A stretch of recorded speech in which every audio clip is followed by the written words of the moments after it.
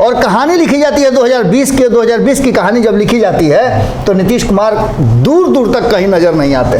और यही भ्रम सुशील मोदी ने दिया था और यही भ्रम उपेंद्र कुशवाहा ने देकर के नीतीश कुमार की पूरी राजनीति पैकअप करा दी। जब जदयू किसी पर हमलावर ज्यादा हो जाए तो उससे दोस्ती प्रगाढ़ होती है, ये भी बात कहा जाता है। नमस्कार, गेम समझिए में आपका स्वागत है। आज हम चर्चा करेंगे भाजपा से नीतीश की परमानेंट कट्टी या फिर मोदी को पीएम बनाने आएंगे साथ। इस चर्चा पर हमारे साथ बाबा बने। बाबा, क्या लग रहा है? कहा जा रहा है कि सारी संभावनाएं खत्म हो गई हैं, फिर लग रहा है कि संभावनाएं अभी बनी हुई है। अनिल जी, जितना अधिक हम बिहार और बिहार की राजनीति और नीतीश कुमार को समझने की कोशिश करते हैं उतना ही इसमें हम उलझते जाते हैं और ये उलझन सुलझाने के लिए फिर हम अगर कोई प्रयास करते हैं तो फिर उलझ जाते हैं। आज सुबह आप मेरे साथ थे, एक बिहार के बड़े राजनीतिज्ञ हैं जिनसे हमारी बातचीत हो रही थी, कई मुद्दों पे हमारी बातचीत हुई। उस बातचीत के दौरान जो बातें सामने निकल करके आई उसने और उलझा दिया। एक तरफ जहां उन्होंने मेरी बातों पर मुहर भी लगाया, वहीं दूसरी तरफ उन्होंने एक ऐसा थॉट दे दिया जिस पर हम आज उसी समय से मतलब 10 बजे दिन से लेकर के अब तक मंथन कर रहे हैं। और उस मंथन से निकल करके यही आया कि जब जब नीतीश कुमार किसी के साथ सीधी लड़ाई नहीं लड़ते हैं, अपने लोगों को भिड़ा देते हैं, तो वहाँ लगता है कि नीतीश कुमार अब अपने लिए एक स्पेस खोज रहे हैं और वो स्पेस उनके लोग दिलवाएंगे। जी, आपको याद होगा 2015 की घटना याद कीजिए। 2015 में, हालांकि 2013 से ही इस बातें चल रही है, नीतीश कुमार को समझने का जो हम लोग का पैरामीटर है, खास करके मेरा और संपादक नमन मिश्रा जी का, तो उस पैरामीटर को हम लोगों ने एक मतलब अलग फ्रेम में रखा है कि इसका क्या होगा, इसका क्या होगा, और इस पर हम लोग अक्सर रिसर्च करते रहते हैं। आपने भी देखा है कितनी बार आपकी बातें भी सही हो जाती हैं। 2015 में जब नीतीश कुमार लालू प्रसाद के साथ आए तो उनके दिमाग में बात थी कि 2014 में भी तुम चुनाव लड़े थे, अलग लड़े, मेरी क्रेडिबिलिटी भी कम नहीं है, फिर भी 2 ही सीट हम क्यों ले आए? और लालू प्रसाद 3 कैसे लेकर चले आए? कांग्रेस 2 को कैसे लेकर के आ गई? 17 साल 16 साल से, तो उस समय तो 13 साल हुआ था। मैंने 13 साल से हम सत्ता में हैं, उसके बाद मेरी मैंने जो स्थिति है कम मेरा क्यों रहा? वो हाँ, मैंने इतनी खराब क्यों है जी। तो उन्होंने वहां से एक नया सिस्टम डेवलप किया और उनकी जो चाणक्य नीति है वो साम दाम दंड भेद हई हऊ जितना भी होता है, सब तरह रोना गाना बजाना झाल सब शुरू कर दिया। और वहां से उन्होंने एक नया गठबंधन बनाया जिस गठबंधन में एक शख्स की बड़ी भूमिका थी, प्रशांत किशोर ने एक पलड़े पर राग ला करके रख दिया। कारण कि प्रशांत किशोर की एक अपनी विश्वसनीयता है कि प्रशांत किशोर ने इस देश में कई राजनीतिक दलों को कोचिंग दिया है, कोच किया है और उसके परिणाम भी बेहतर आए हैं। फाइनल मैच से लेकर के सेमीफाइनल मैच तक सब जिताया है। होता है कोई मैच आदमी हार भी जाता है, लेकिन उसका ग्राफ देखिएगा तो 90% से ऊपर ग्राफ है कि जिसमें उन्होंने मैच जिताया है। अब ऐसी स्थिति, फिर प्रशांत किशोर का नाम हम क्यों लिए? तो उसके पीछे भी कुछ कहानी तो जरूर होगा। जरूर। नीतीश कुमार ने जब 2015 में चुनाव जीत लिया तो वहां फिर उनको झटका लगा कि भाई हम इतना सब कुछ किए, प्रशांत किशोर हमारा ही आदमी थे, हम इतना सब कुछ किए, लेकिन लालू प्रसाद हमसे कैसे 10 गो सीट ज्यादा जीते? फिर हम इनसे छोटा हो गए। अरे मुख्यमंत्री तो बन गए, मेन दिक्कत वही था। बिल्कुल। अब यहाँ उनको सफोकेशन महसूस हो रहा था, घुटन महसूस हो रहा था कि लालू प्रसाद बड़े कैसे हैं, तो इनको बड़ा बनना था। तो बड़ा बनने का तो एक ही रास्ता था, उनसे ज्यादा लालू प्रसाद को छोड़ देना, तभी ना आप बड़ा हो सकते थे। जी। या तो आप बड़ा हो सकते हैं कि बेंच लगा करके ऊंचा हो जाइए, तो वो राजनीति में वैसे तो चलता नहीं। खास करके जब आप व्यक्ति हैं तो आपको ठोक के भी बड़ा नहीं किया जा सकता है, कारण कि लमर तो सकते नहीं आप। तो उन्होंने किया क्या कि वहां से सीधे शिफ्ट हो गए और एनडीए में चले आए, जहां उनके लिए छोटा दल इंतजार कर में बैठा हुआ था। 53 सीट वाले भाजपा के साथ वो चले गए 2017 में। और यहाँ उन्होंने जो किया वो सारी दुनिया जानती है। उनकी स्ट्रेटजी 2019 की वही बन गई थी। एक तरफ जहां 2014 का लोकसभा चुनाव का एक तरफ जहां 2014 उनको नजर आ रहा था, वहीं 2015 नजर आ रहा था। और 2019 में जब आए तो उन्होंने कहा कि मैं बड़ा भाई हूं, इसलिए तसला जो है कटाएगा नहीं, एक वो तसला हम ज्यादा लेंगे। और जब बांट बखरा होने लगा तो 3-4 गो चीज ऐसे ही जो आधा आधा होकर बंटना था उसको वो अपने तरफ ले लिया। मैंने 5 गो ऐसा MP थे जिनको कहे कि भैया आप इनको हटाइए और हमको दीजिए। मिल गया इनको 17-17-6 का फार्मूला तय हुआ। इस फार्मूले में भी नीतीश कुमार ने अपनी बादशाहत कायम रखी। हालांकि एक सीट हार करके भारतीय जनता पार्टी से फिर पिछड़ गए, लेकिन नीतीश कुमार को जब जब पिछड़ रहे हैं तब तब उनको हो रहा है, टेंशन हो रहा है कि हम पिछड़ क्यों रहे हैं भाई, जबकि हम लगातार शासन कर रहे हैं। इसके बाद एक कहानी और लिखी जा रही है, और कहानी लिखी जाती है 2020 की कहानी जब लिखी जाती है तो नीतीश कुमार दूर दूर तक कहीं नजर नहीं आते। नतीजा फिर से एक बार वही सिफर का सिफर। अब ऐसी स्थिति में कहीं ना कहीं नीतीश कुमार के लिए विकल्प, और याद होगा आपको कि आपसे भी चर्चा हो रही थी 2020 के चुनाव परिणाम जब आ गए, सरकार बनने लगी, तो हम लोग इस बात की चर्चा लगातार कर रहे थे कि ये सरकार चलने वाली नहीं है, क्योंकि नीतीश कुमार कम सीटों पर हैं और नीतीश कुमार को एक बार फिर से घुटन महसूस हो रहा है कि आखिर हम इनके पीछे पीछे कैसे चलेंगे। वैसे भी कुछ दिनों के अंतराल पर घुटन महसूस होता है। बिल्कुल।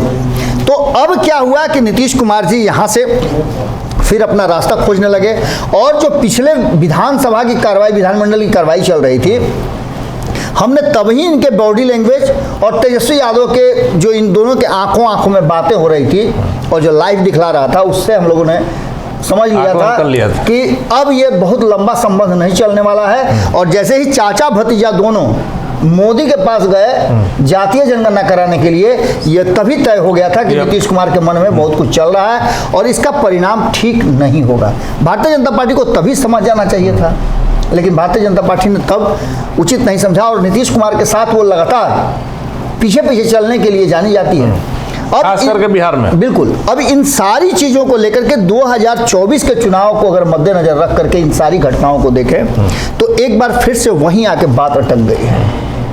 23 तारीख को एक मीटिंग हुई है, सारे विपक्ष को जुटाया गया, 15 दल इसमें आए हुए थे। इन 15 दलों में कुछ दल तो जबरदस्ती नहीं झगड़ बजा के लाया जाता है, अगर अब झगड़ फेंक देते हैं तो उसमें बाल्टी बजे जाने बजे कुछ और पूरा कचरा बच गया था ना। तो उसी तरह से बज करके जितने लोग आ गए थे, इनमें से कोई लालू प्रसाद के प्रति वफादार था, कोई नीतीश कुमार के प्रति, और कोई इसलिए आया था कि अच्छा ये होगा कि नहीं होगा ये नहीं। जब तमाशा कोई होता है तो कुछ लोग नहीं देखने लगते हैं, तो वही तमाशा देखने कुछ लोग आए थे। इन सारी बातों को लेकर के जब ये खत्म हुआ, 23 तारीख की मीटिंग समाप्त हुई, शाम का समय हुआ, जब मीडिया को बुलाया गया तब नीतीश कुमार को अपना हैसियत और औकात एक बार फिर से पता चल गया कि लालू प्रसाद के सामने हम कम हैं। बिल्कुल। अब यहाँ से नीतीश कुमार अगर छोटा साबित हो जाए, ये तो हो नहीं सकता। अब नीतीश कुमार के लिए ये बड़ा मुश्किल हो गया। खोजना शुरू किया। सबसे पहले ललन सिंह को बुलाए, सेल में डाले, बोले कि छोड़ दे रहे हैं खाली इतने पर कि तू हमको ही कहाँ ले आके फंसा दिया, तुम्हारे ही कहने पर हम आए थे। अब मेरी जो स्थिति है उसमें देख लो कैसे कर रहा है लोग मेरे साथ। अब इस पूरी स्थिति को लेकर के कहीं ना कहीं ललन सिंह फेरा में पड़ गए। विजेंद्र यादव दूरे भागल चल रहे हैं कि हम अब दर्शने नहीं देंगे तो आप हमको क्या डांटिएगा। यहाँ से नीतीश कुमार ने अपने लिए एक अलग रास्ता खोजना शुरू किया, क्योंकि तब तक बहुत डैमेज हो गए थे और उनके डैमेज होने में उपेंद्र कुशवाहा का बड़ा हाथ था, चिराग पासवान का बड़ा हाथ था। जिस पशुपति कुमार पारस को एलजेपी से अलग करा करके मान सम्मान और कुर्सी दिलवाए, वो पशुपति कुमार पारस उनके नहीं रहे। तो ऐसी स्थिति में नीतीश कुमार अकेले रह नहीं सकते हैं। लेकिन बाबा सबसे बड़ा झटका तो चिराग ही ने दिया। देख चिराग तो 2020 में जो चिराग झटका दिए उसकी कहानी तो लोग जानते हैं, लेकिन उसका टीस बाबा हर समय नजर आता है जदयू के नेताओं। इससे कहाँ दो रहा है। आपको एक ही चीज बताते हैं, देखिए चिराग ने जो किया और चिराग ने क्या किया, ये बहुत सारी बातें सामने है, लेकिन इंटरनल बात तो या तो आप जानते हैं तो हम जानते हैं कि पूरी कहानी कहाँ थी, इसकी पटकथा कहाँ लिखाई थी और क्या क्या इसमें हुआ था। खैर इन सारी बातों को हम आगे बढ़ाते हैं कि अब जो वर्तमान स्थिति है वो भारतीय जनता पार्टी की तरफ से कहना है कि परमानेंट जो है ब्रेकअप हो गया है, लेकिन ऐसा नहीं है, हम लोग बराबर कर रहे हैं। अच्छा, परमानेंट ब्रेकअप अगर हो गया है तो फिर तेजस्वी यादव क्यों है नीतीश के साथ? वो भी तो परमानेंट नो एंट्री का बोर्ड लगाए थे। नो एंट्री का बोर्ड हटा ना। पलटू चाचा नाम उनका दिया हुआ है, जिस प्रकार का समीकरण बना था ऐसी कल्पना नहीं की जा सकती थी, या फिर वही हुआ। एक बार नीतीश कुमार, देखिए होता क्या है ना कि जो लालू प्रसाद करते हैं उससे बढ़ चढ़ के करने का आदत जो है, भाई में बंटवारा देखते हैं, भाई भाई में क्या होता है, भाई भाई में होता है कि अच्छा वो मोटरसाइकिल लिया है 70,000 वाला तो हम 80,000 वाला लेंगे। बिल्कुल उसी अंदाज में जब लालू प्रसाद ने नीतीश कुमार को मुख्यमंत्री बनाया तो ये प्रधानमंत्री बनाने का ठेका ले लिए। 2019 में नरेंद्र मोदी को प्रधानमंत्री बनाने के लिए माला पहना दे, जैसे वो कहते थे माला पहना दे, वैसे ये भी कहते थे कि माला पहना दे, तो इन्होंने प्रधानमंत्री बनाने का ठेका लिया। फिर इनको लगा कि जब हम बना सकते हैं, लालू प्रसाद ये बात जानते हैं कि हम भैया नहीं बन सकते हैं मुख्यमंत्री, लेकिन ये बना सकते हैं, हम भी बन सकते हैं, और ऐसा इमेज भी है कि इनको लेकर के इनके नाम पर किसी को आपत्ति। बिल्कुल बिल्कुल। तो ऐसी स्थिति में जहां एक तरफ लालू प्रसाद को ये समझ में आ गया कि हम मुख्यमंत्री नहीं बन सकते हैं, हमारी क्षमता नहीं है मुख्यमंत्री बनने की, तो बेटा को बनाने का प्रयास कर रहे हैं, तो नीतीश कुमार कहे जब हम प्रधानमंत्री बना सकते हैं। देखिए यही अंतर नीतीश कुमार में और लालू प्रसाद में है। लालू प्रसाद को अपनी हैसियत औकात पता है, लेकिन नीतीश कुमार जी को थोड़ा सा इधर कुछ भ्रम के वो तो बट नेचुरल है ना। बार बार बिहार की जनता उनको वोट देकर के जिता दे रही है, सत्ता में ले आ दे रही है, वो अपने हिसाब से सत्ता को चला रहे हैं। और कई जगह बाबा नारा भी लग गया कि देश का प्रधानमंत्री कैसा हो। बिल्कुल। अब ऐसी स्थिति में नीतीश कुमार को ये भ्रम जो हो गया कि हम तो प्रधानमंत्री बना सकते हैं, तो कहीं जब बना सकते हैं तो बन क्यों नहीं सकते? ये इनको भ्रम हो गया, और इस भ्रम का शिकार इनको कौन बनाया? इनका नहीं, उससे भी खतरनाक बात है, इनका जो गोतिया पटीदार अपना भाई है जो खून देने की बात कर रहे हैं, उपेंद्र कुशवाहा, उन्होंने उसका दिया कि भैया आप बन सकते हैं, हम तो आइए गए हैं आपके साथ ना, आप बन सकते हैं, अब तो आप एकदम मैंने प्रधानमंत्री के उम्मीदवार हैं। और उसके बाद इनको सपना आने लगा। एक बार यही भ्रम सुशील मोदी ने दिया था, और यही भ्रम उपेंद्र कुशवाहा ने देकर के नीतीश कुमार की पूरी राजनीति पैकअप करा दी। लेकिन अब जबकि सारी परिस्थितियां बन गई हैं, एक तरफ आप देखे होंगे भारतीय जनता पार्टी लगातार हमला जिस तरह से कर रही थी, हालांकि नीतीश कुमार पर भी हमला किया गया है, हम लोगों ने खबर चलाया था कि नीतीश कुमार पर थोड़ा सॉफ्ट रहेंगे, और सॉफ्ट रहे भी। जिस तरीका से ललन सिंह पर हमला हुआ, अमित शाह की बात कर, बिल्कुल उस तरह से तो हमला नहीं हुआ।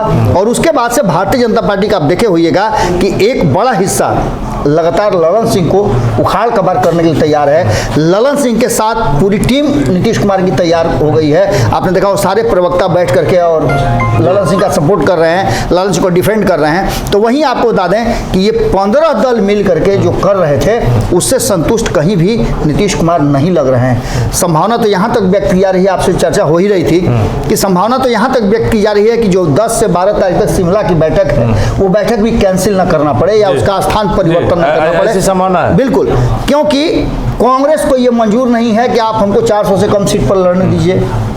वो 400 सीट से कम पर लड़ना नहीं चाहती है। कांग्रेस को ऐसा लगता है कि अब जब खुद लालू प्रसाद कह दिया कि दुल्हा बनिए हम बाराती चलेंगे, तब क्या सोचना, तो अब सोचना क्या है। और कर्नाटक मामले से बुलंदी पर है मन एकदम। बिल्कुल बिल्कुल। और सीधी लड़ाई यदि आप मान के चलिए तो और किसी भी क्षेत्रीय दल से नहीं है, किसी के साथ नहीं है। आप समझिए ना कि जो आदमी प्रधानमंत्री बनाने का दावा कर रहा है उसके पास एक भी सीट नहीं है। लालू प्रसाद यादव बिल्कुल, जो प्रधानमंत्री को सत्ता से हटाने का कोशिश कर रहा है, उसके पास अपने राज्य में आधा से आधा सीट है। ऐसा होता कि पूरा का पूरा सीट रहता। जिस राज्य में, जो देश का सबसे बड़ा राज्य है, उसमें 2-2 विपक्षी दल हैं जो इस मीटिंग में शामिल थे, उनके पास उतना भी सीट नहीं है जो दूसरे के पास। तो ऐसी स्थिति में ये सारी परिस्थितियां जो बन रही हैं वो कहीं ना कहीं एक बात की तरफ इशारा कर रही हैं कि एक बार हो सकता है कि अपने प्रधानमंत्री अगर नहीं बने तो मोदी को प्रधानमंत्री बनाने के लिए नीतीश कुमार फिर से तो सहयोग कर सकते। इसका तो फिर मामला वही आ जाएगा ना बाबा, की समीकरण पूरा चेंज हो जाएगा। प्रधानमंत्री के चक्कर में यहाँ का भी, बिहार की सरकार भी जाएगी। अच्छा एक चीज़ बताइए, आप जब बेटा का बारात लेकर के आप जाते हैं, खेत में अनाज लगा हुआ रहता है, तो ट्रैक्टर रौंद के जाता है कि नहीं? द्वार पर बर्बाद होता है ना। तो कितना लोग रौंदा के जाएगा, लेकिन बरियात तो सजबे करेगा, बरियात सजेगा। बिल्कुल। लेकिन बाबा कल एक चीज और था, आखिरी सवाल मेरा यही आपसे कि अमित शाह ने आपने भी कहा कि कड़ा नहीं बोले, हमको तो लगा कि प्रशंसा की है। उन्होंने कहा कि नीतीश कुमार भ्रष्टाचार के खिलाफ उपजे हैं। देखिए बताइए, नीतीश कुमार और हनुमान की तरह उनको याद कराया था। हनुमान जी के पास जो ताकत थी ना, उसको बताना पड़ता था कि आपके पास ये ताकत है। तो वही हनुमान जी की तरह उनको भी जगा रहे थे अमित शाह कि भैया जो भूल चूक लेनी देनी माफ करो। जो बोल गए जब जेपी नड्डा, उनको कहाँ आने दिए 24 तारीख को? हम आए हैं ना, हमको फैसला करना है। जेपी नड्डा को साइड करके अपने वो आए थे पैचअप करने के लिए, हमने खबर भी चलाया है कि हो ना हो कहीं ना कहीं एक संदेश दिया गया है। अब उस संदेश का एक प्रकटीकरण ये भी होता है कि जब जदयू किसी पर हमलावर ज़्यादा हो जाए तो उससे दोस्ती प्रगाढ़ होती है, ये भी बात कहा जाता है। चलिए धन्यवाद बाबा। तो भाजपा से नीतीश की परमानेंट कट्टी या फिर मोदी को पीएम बनाने साथ आएंगे मुख्यमंत्री नीतीश कुमार। लगातार हम ये बातें कर रहे हैं कि चाहे खबर जो भी चले, अभी जो स्थिति नजर आ रही है कि मुख्यमंत्री नीतीश कुमार में और भारतीय जनता पार्टी में दूरी है, लेकिन कुछ ही समय के बाद, कुछ ही दिनों के बाद आप देखिएगा कि तस्वीर पूरी तरह से बदली नजर आएगी। कल किसी और मुद्दे पर चर्चा करेंगे, फिलहाल हमें दीजिए इजाजत, नमस्कार। अगर ये वीडियो पसंद आई और वह बिहार के राजनीति और बिहारियत से सरोकार रखेनी तो सब्सक्राइब बटन दबा के चैनल के सब्सक्राइब कर ली। ओजे एगो घंटी बा, ओकरा बटन दबा देला से कुल सटीक और मारक खबर रुआ मुफ्त में मिल जाई। अगर रुआ पत्रकारिता के हमनी के नया प्रयोग में सहयोग कर चाहतानी तो ज्वाइन बटन दबा दी। पेटीएम नंबर नोट कर ली 9386816700। धन्यवाद।